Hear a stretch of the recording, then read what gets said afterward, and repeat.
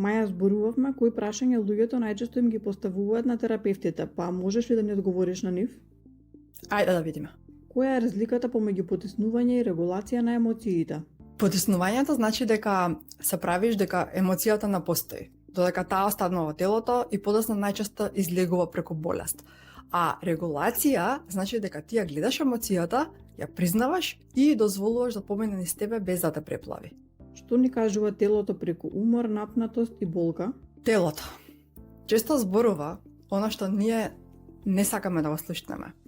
Уморот кажува премногу носам, напнатоста зборува секогаш сум во одбрана, а болката често укажува на емоции кои што долго ги игнорираме. Како настануваат внатрешните конфликти?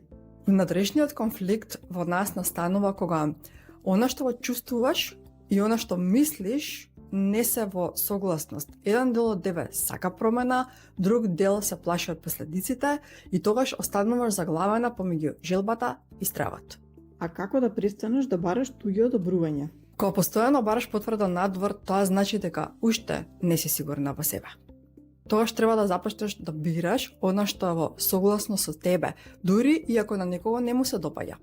Слободата започнува таму, каде што завршува потребата да им се допаднеш на сите. И така тоа не е ни можно. А сега да следиме за уште вакви разговори.